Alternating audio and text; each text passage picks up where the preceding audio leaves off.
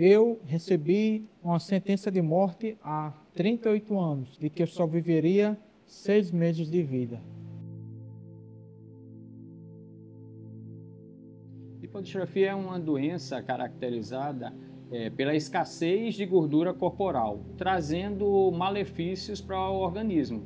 De uma forma didática, a gente pode dividir em dois tipos, ou seja, se ela é generalizada ou parcial, ou seja, se a perda da gordura no corpo foi generalizada, todo o corpo, ou se é uma perda parcial, só em pernas, ou pode também uma outra classificação, classificar entre adquirida ou congênita, ou seja, se o paciente já nasceu com a doença, a forma congênita, ou a forma adquirida, ele nasceu sem a doença, mas durante a vida adquiriu aquela lipodistrofia.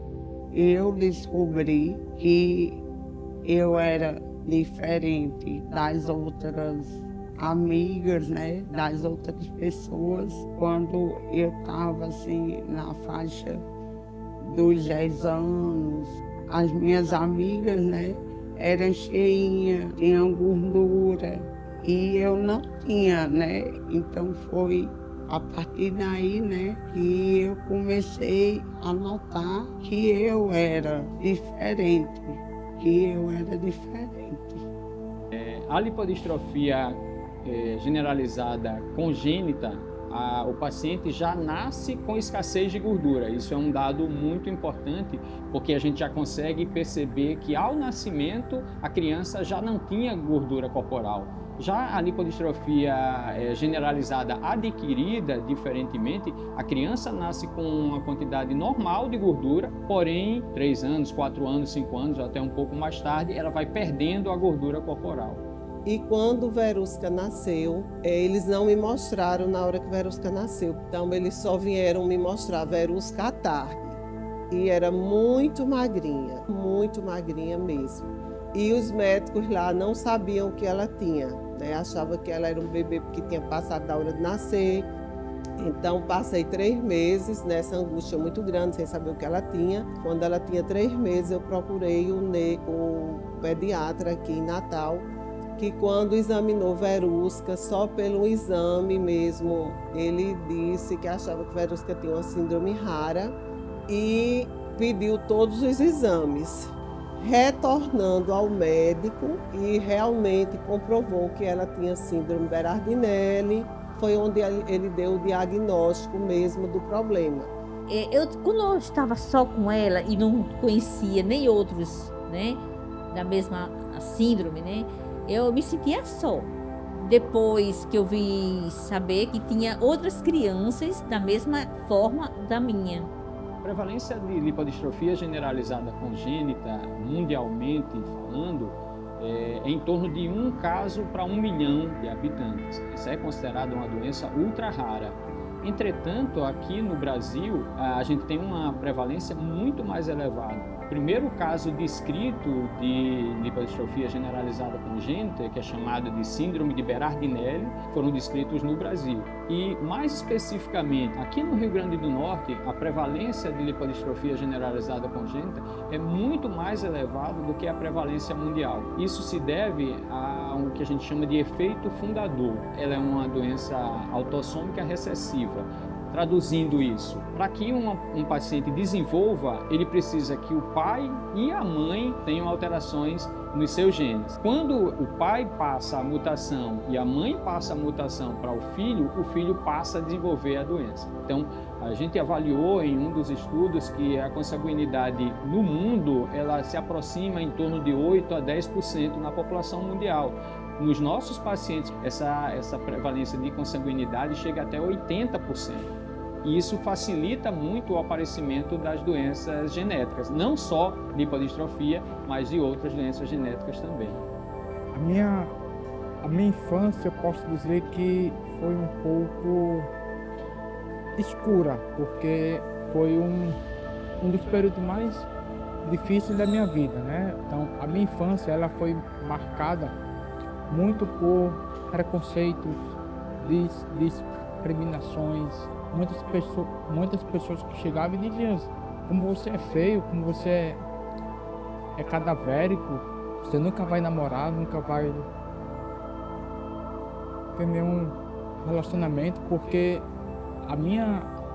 o meu aspecto físico, quanto pequeno, era muito forte. E aí eu comecei a ver que aquele olhar realmente era um olhar diferente para ele. Até que veio uma senhora e me perguntou, apontando para o carrinho de bebê, o que é isso? Eu costumo dizer que foram os piores dias de minha vida, que achava que ele não passaria de 6 meses de vida. E muitas pessoas passavam por mim, né? E diziam, você é travesti, você toma bomba. E tudo isso eu fui me deixando com vergonha, com medo, né? Assim, de sair. E foi gerando angústia em mim. Mas, doutora, se a senhora que é médica não sabe como cuidar, como é que eu vou cuidar? E aí ela disse uma frase que eu nunca esqueci. A senhora vai aprender a gemer com as suas dores. Uma alteração frequente nas lipodistrofias é o depósito de gordura em locais ectópicos. E quais são esses locais? No fígado, levando a um risco maior de cirrose hepática, no pâncreas, levando a um diagnóstico precoce de diabetes. Também a gordura pode se acumular no sangue mesmo, levando a níveis muito elevados de triglicerídeos, aumentam a chance de fazer uma pancreatite aguda. Você vê como a doença varia também, né? Dentro de uma mesma mutação ali, mas ele tem essa variabilidade clínica. Mas 2/3 dos pacientes desenvolvem diabetes, 1/3 desenvolve hipertensão. As complicações são imensas, né? O problema de retinopatia, possibilidade de cisto ósseo, né? O déficit intelectual, a dificuldade na fala, e a nossa luta é essa, de levar a qualidade de vida para todos eles.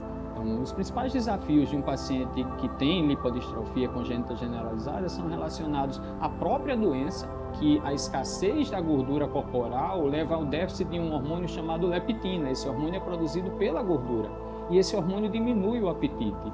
Então, se eu estou falando de um paciente que não tem gordura suficiente, a quantidade desse hormônio é muito baixa, logo ele tem muito mais apetite do que a população geral. Além disso, se eu tenho tratamentos que poderiam ajudar a minimizar o risco de complicações, muitas vezes ele não tem acesso a esse tratamento. É um tratamento muito caro que o paciente não pode arcar financeiramente e muitas vezes não vai ter pelo SUS e precisa ser judicializado, né? Então, a expectativa de vida reduz drasticamente e um paciente com lipodistrofia com tratamento inadequado, ele chega a ter uma perda de quase 30 anos de vida, quase 30 anos antes do que o esperado caso ele não tivesse lipodistrofia. Hoje nós temos uma medicação que é eficaz na sobrevida das pessoas com a síndrome de Meniere's ou lipodistrofia. Se hoje meu filho está vivo, é devido à medicação.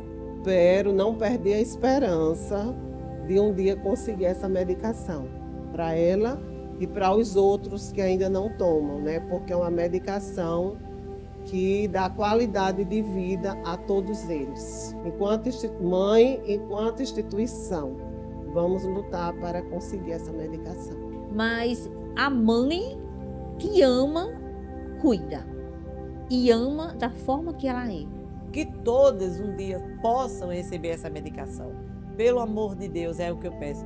Vida através dessa medicação. É judicializada, é muito difícil, mas a gente não pode perder a esperança de um dia receber para todos. E terminar com o lema de nossa instituição: a nossa luta não vai ser em vão.